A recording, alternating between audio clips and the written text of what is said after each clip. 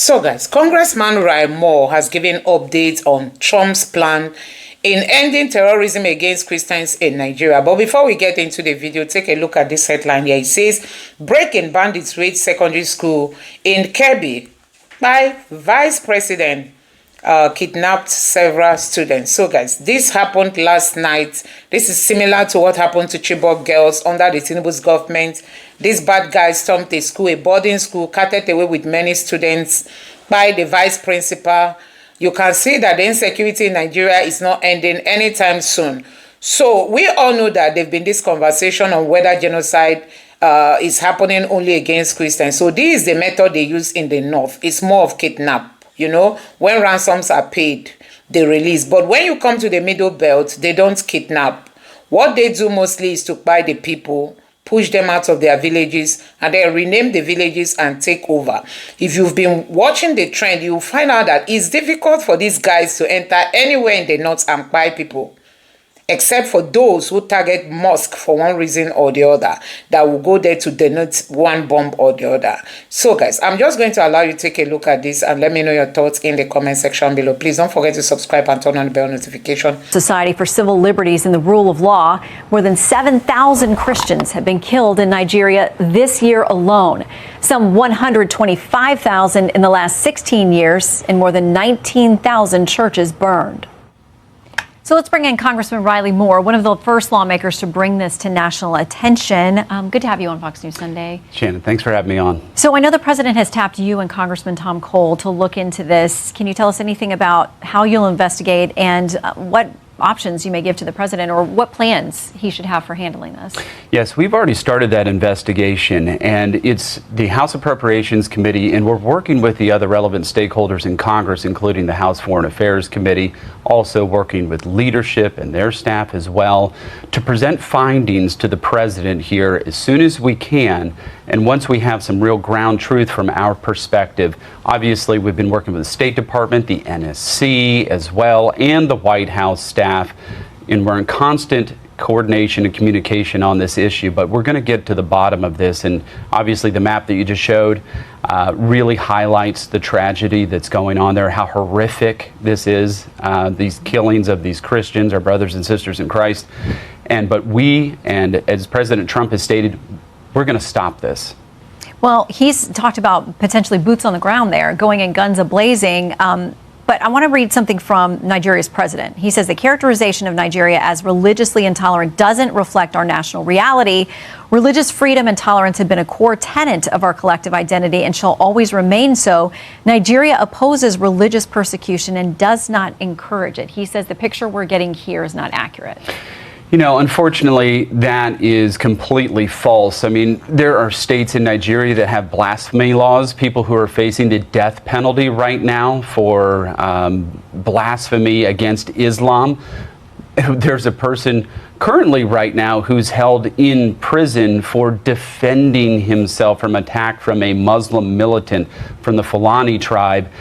He defended himself, and he's facing the death penalty. So, no, there's serious persecution happening in Nigeria. I know the president, Tinubu, is in a difficult position in trying to protect his interests there in that country, but they are complicit in this to one degree or another with statements like this. So the New York Times says it's not just Christians. They say attacks on Muslims in the country often receive far less attention within Nigeria and globally, even though they have also been killed by the tens of thousands, with groups like Boko Haram preying on Muslim communities. So is it fair to say that there are other religious minorities, depending on which section of the country, and you're a minority in that particular section of the country, that they are at threat as well? Look, there are Muslims that are being killed here, but the deaths that we have been able to garner from the facts on the ground, it's 5 to 1. 5 to 1 Christians versus other minorities, other religious affiliations in that country. Now, there are Shia Muslims there. These terrorists are Sunnis, Salafists, who are doing these attacks. So, of course, the Shias are going to also be targeted in this. But it is 5 to 1 Christians who are being killed in Nigeria. What can the U.S. do quickly? What should we do? Do we have a role in something that seems to be an internal dispute in a different sovereign country. I think we absolutely do. Look, we're a Christian nation and a nation that believes in values and virtues of standing up for people who are being persecuted. That designation the president just did, a country of particular concern, unlocks 15 different levers that the president can use against that country, sanctions being one of them, withholding development dollars, restricting financing from international institutions. So there's a lot that could be done there, but the president has put all options on the table, including military kinetic action. Okay, please keep us updated. We appreciate it as you get to the details on this. Is there also maybe a shared genocide going on? Because, mind you, these terrorists are mostly Sunni Muslims. That is the reality, which nobody's eating at. And they're always killing the Shias. Okay. That is one aspect of it. Another aspect of the killings also is that you also have extremist extremist Fulani jihadists killing indigenous Hausa settlers or Hausa indigents. So these things are several killings are going on. Now, if somebody decides to say, okay, I am more concerned about the Christian genocide, what is wrong with that? If perhaps the Iranians were concerned about the Shia genocide, let them raise it up. But the question is there a Christian genocide going on? And there is no debate on that. So now, in fact, just yesterday, I saw I will not use harsh words on him, but he deserves the harshest words. The African Union chairperson, Yusuf, he went all the way to the United Nations and was talking nonsense about the Christian genocide going on in Nigeria, that there was no genocide. This is a character who, as chair of the AU, has not bothered to comment on the Darfur genocide, which has been on for more than 20 years. Has not bothered to talk about the issues going on in DRC Congo or in Tanzania, where a woman has just destroyed the opposition and named herself the president. He only talks when he feels his religion is at stake. So that is the kind of debate we're having. But as a reality, there is no debate. There is a Christian genocide going on. If over 50,000 Christians have been killed, and these are documented, it's not hearsay. When you hear 19,000 churches, they are known. The locations are known.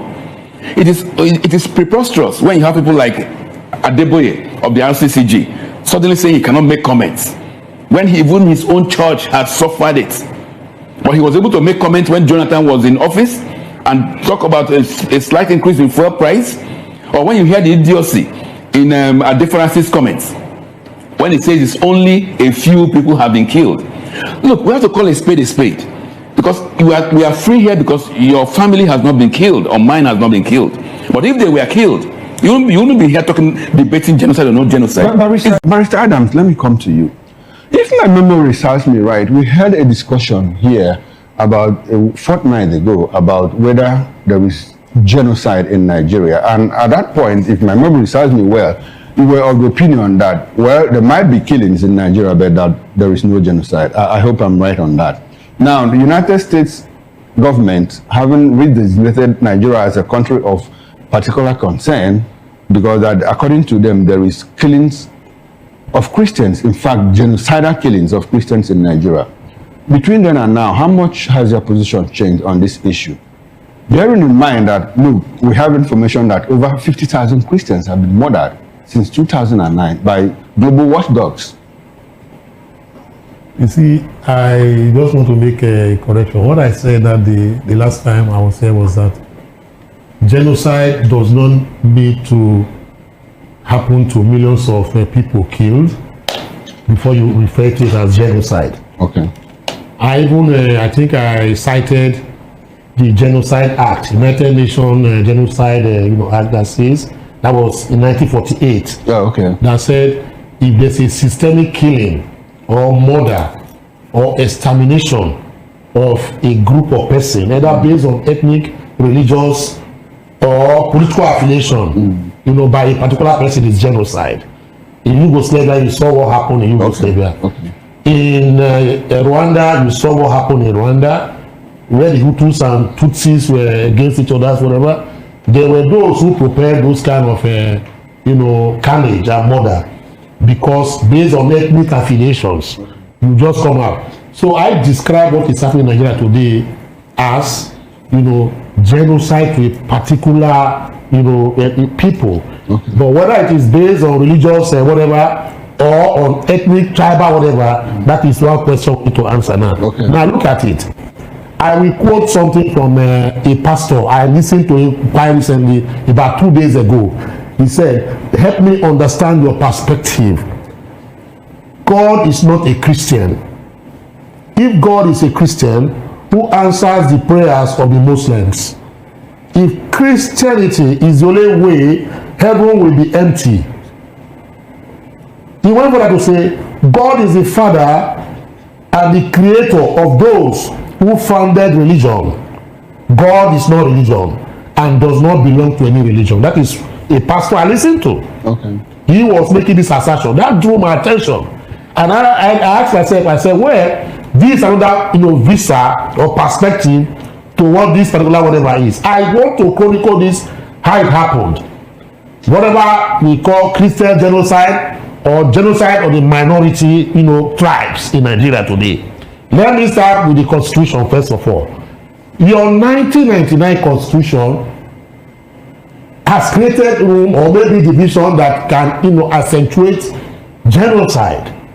If, for instance, the name of Christ Jesus is never mentioned in your Constitution, but the name of Muhammad is mentioned. 2, if, for instance, the name of your faith, Christianity, is never mentioned in your Constitution, but the name Islam is mentioned in your Constitution. 3, if, for instance, you now found out that there is no canon law operating in Nigeria that will say that all Christians or those who are Christians, who take Christianity as their religion, should practice canon law when it suits and fits them. But you have Sharia. I don't know if you understand. Sharia is an Islamic code, whether we like it or not. Whether we like it or not, Sharia is an Islamic code. To the extent that your constitution says that the House of Assembly of the state that want to practice Sharia can even make laws that will guide how Sharia should be operated. Okay, but now you look at it okay. In all these things that you have mentioned about the constitution, can you tell us how this spurs the killings of Christians or the killings of Nigerians? This feeling of entitlement to power, the feeling of entitlement of religious superiority. That is the reason why you see Kano State there's not a group called Hizbah. It's an Islamic police. They implement, enforce, execute Sharia laws that say you cannot drink alcohol in a municipal, a city like Kano State. I am from the south. I'm a Christian. I drink alcohol, maybe a bottle or 2 a day, and I find myself in Kano. But for me to go buy it with my money, I have to go and hide and drink it. Because if I'm found with a bottle of alcohol on the street of Kano, the Hizbah will do what? Arrest me. If I also run a shop, because we don't forbid alcohol from where I come from. My religion does not say don't drink. Take in moderation.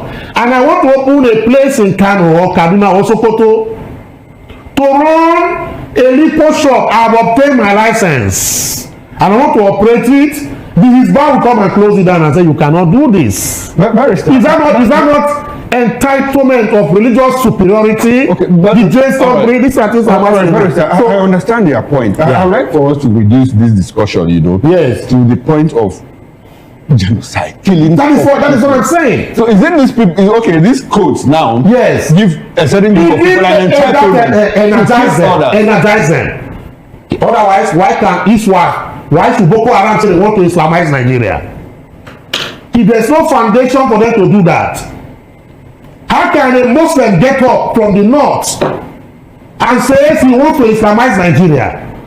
That he will form a group of bandits, terrorists, to come to a nation that is called secular states and begin to say that he wants to Islamize Nigeria. Iswa. That is their mission. Okay. If not because the constitution gives them the vent, zest and zeal for them to operate, they will not have such. Have you seen Christians, taking up arms to say they want to Christianize Nigeria? These are questions we have to ask ourselves. Let's get the view of someone who practices Islam. Mr. Ibrahim Momo, good morning to you. Welcome to the conversation. this morning. Now, do you think the issue of some religion or one religion thinking it is superior to another was or has been propelled by the kind of our constitution, or the constitution we practice? Is that the bane of our problem in this country? We don't hear such things of genocidal or anybody trying to take over Saudi Arabia. We don't. I mean, there are a few Christians living there, but we don't hear that. Oh, they're trying to impose themselves. Do you think our problem is this issue is constitutionally driven, and what can be done differently? Okay, good morning, and thank you very much for having me. The first point I'd like to make has to do with the fact that it appears that there is high level of disinformation, calculated, coordinated, disinformation at play in what you have heard, being said, including what we have heard right there in the studio. And it's not a statement of ignorance, it is calculated. The disinformation campaign is a calculated one. I don't agree that it is ignorance as in display, because when you hear educated people talk, sometimes it shows intent. Do you disagree? What is your position? Let me make the point. Why do I say that? It's because when you ask the question around, is it a matter of religious superiority that the Constitution confers, and it's allowing, if you may, or enabling the criminality that is ongoing? The answer is in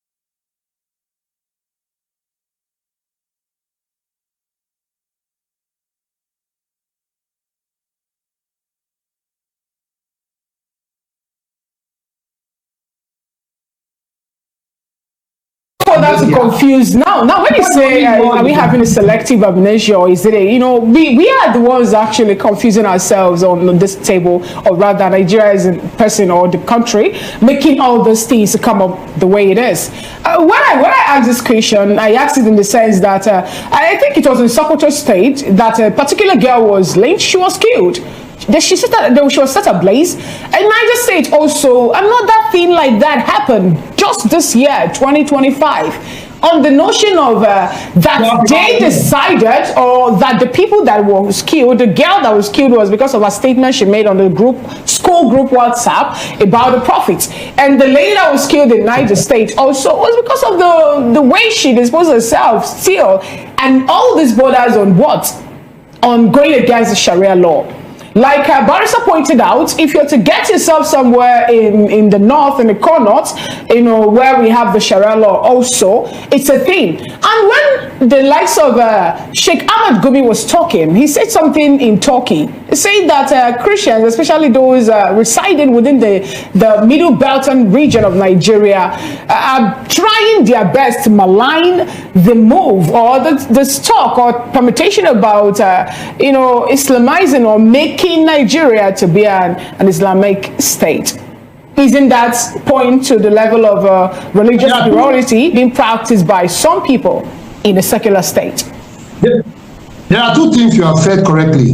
One, there are criminals, there are people, individuals who don't have the authority of the state, who have perpetrated crimes, including killings. That's the correct statement to make.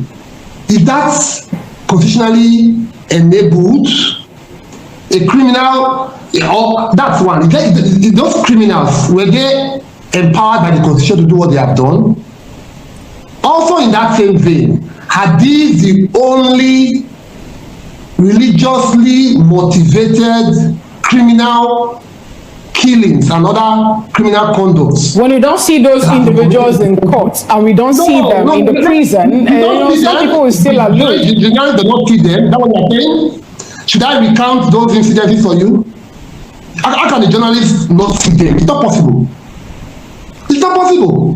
That's on the issue of, I agree that there are criminals who claim the use of religion, including the Muslim religion, the Christian religion, whatever religion they choose, to commit heinous crimes, including murder. These crimes are criminally, these crimes should be prosecuted for what they are. But to use it as a bait or as an excuse to want to, you know, smear, malign Muslims and then Islamic religion, it doesn't make any sense to me. God is Muslim. Okay. I do not support those criminal conducts. Okay. My religion and Nigerian constitution does not enable those criminal conducts. So should we have a case? Now you've made that point, and I appreciate that too. So should Nigeria have a problem? Should we have a problem when the president of US said that he wants to come in to help take out the extremist jihadists that have ended up killing both Christians and Muslims in Nigeria? Should we have a problem with such? You know, they didn't say they are coming in to kill Muslims. They said they are coming in to take out extremist jihadists operating freely on the soil of Nigeria. Should Nigeria have a problem with such team or such help coming to us? You know, one of the beauty about VOP TV, one of the beauty, with all due respect, why I'm always very willing and able to feature on the program, is the quality of its anchor. I say that not patronizingly. I say that because in the way you have asked your question, a lot of Nigerians don't think at that level. Should we have an issue, in the way you have asked, I'm just trying to recount your question before I respond. Should we have an issue with the US designation of Nigeria as a country of particular concern, on the basis of which it is willing, if it intends to or wants to come in to assist to take out these criminals, the jihadists, as you have, extremist jihadists, in the way you have used. So, should we have any issue with that? The answer is absolutely no. Yes, in international law, it will amount to an infringement of a country's sovereignty, you know, for one state to want to, you know, directly intervene in internal affairs of other states. That is, yes, international law, yes. But is there a foundation, is there a basis for the statements? In fact, for me, I applauded and deplored Trump. I applauded him because his commentary, his statements on Truth Social, about the criminality going on in Nigeria, even though he posed it in a way that enables a single narrative, a false narrative, it mainstreams the challenges, real challenges Nigeria has been facing. So I applauded it, because what is the duty of government? What's the business of government? Essentially, it's about the protection of lives and security of life and property of the citizenry. That is the basic duty of government. Now, what people have now called, in my opinion, firstly, a Christian genocide, is to amplify the security challenges that Nigeria has been facing. And I applaud Trump for it. But to now make the false claim that it's a Christian genocide, and when you allow a lie to slide for too long, it can be taken as fact, unchallenged, can be taken as fact. We know, we are Nigerians, we live in this country, even the bigots, those who are religious extremists from both the Muslim and the Christian faith, those bigots, those who are the bigots who take things to the extremes, also know that this is not religiously based, even though Christians know, Muslims know, because the majority of the victims, the hotbed where this criminality is going on is Muslim-dominated areas. The majority of the victims are Muslims. But the religion is, for me, I think the religion is not even the issue. The fact that government stands as camps and people, Nigerians, full-fledged Nigerian citizens with rights are being killed on a daily basis, and the government is aloof, is unable to act over the years. It's something that we should deplore.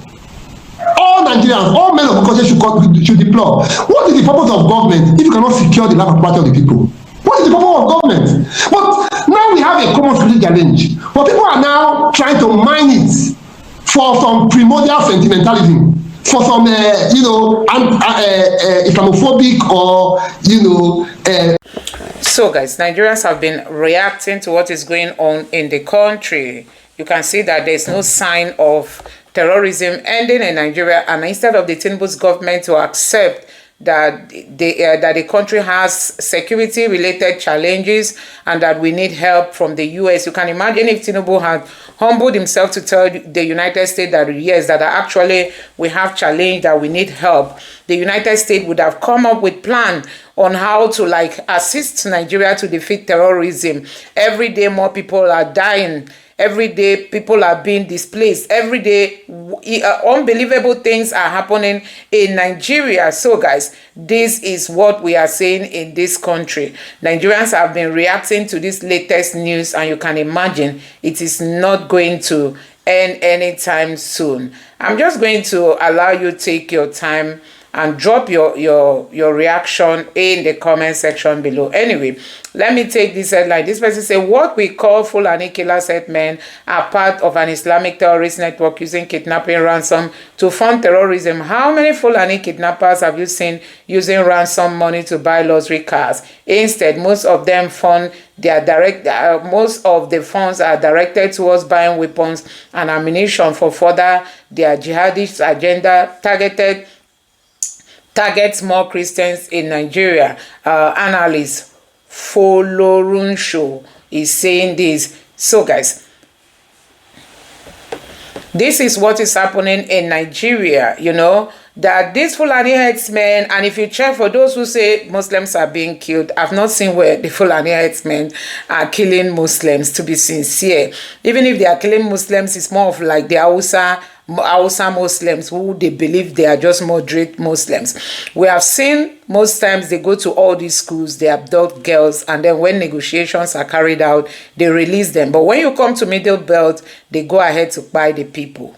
That is what they are saying. So guys, let me take you through some reactions here. And this person here said, this is the truth. They collect money from us and kidnap ransom to buy weapons to kill us in the name, to kill us in a jihadist war. We must rise against these Fulanis. Fulanis are the enemies of Nigeria, not Islam. And this person here said, nobody is stopping state police, local policing. Nobody is stopping state local government financing autonomy and state house of assembly autonomy than the state governors who are lazy and afraid to lose some control or power within their state. False narrative. Until we hold our government and stop bigotry, they keep killing Nigeria. Call out the government and stop pushing religion war. How's that difficult? Senator Ted Cruz, please come and destroy the terrorists. This person here said true life. We deny life among us. I don't know what you make of this. Nigerians are debating if the government should be held responsible or the Fulani tribe, religion, Islam, and all that. Should it be Nigerians blaming the Muslims for not telling their followers that buying people is wrong, or should we be blaming the government for being reluctant? Many people have said that Tinubu is scared of his 2027 presidential ambition, and that is why he's not outspoken to condemn what's happening in Nigeria. Anyway, guys, that's just my thoughts. Let me know your thoughts in the comment section below. Thank you.